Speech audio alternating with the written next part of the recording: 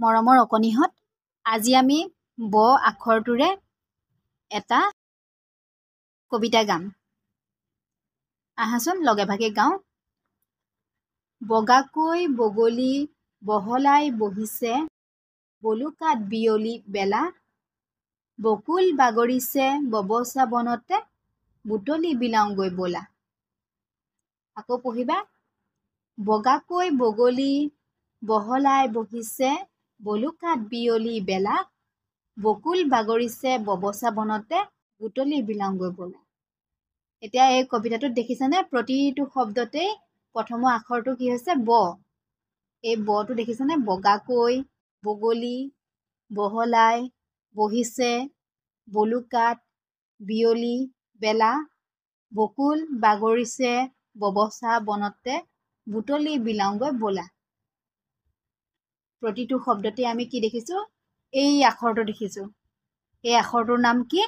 ব। এতিয়া তলৰ ছবিবোৰৰ নামৰ প্ৰথম ধ্বনিটো আমি ক'বলৈ যত্ন কৰোঁ আহাচোন।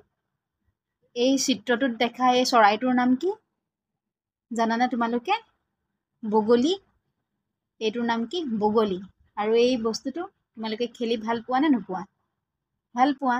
এইটো হৈছে বল, হয়নে? আৰু এইটো আমি যে স্কুললৈ পানী ভৰাই নিওঁ বা গাখীৰ ভৰাওঁ, এইটো কি?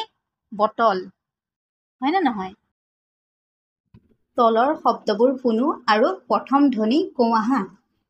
বগা, বৰল, বন, বগৰী, বৰফ, বজাৰ, বছৰ।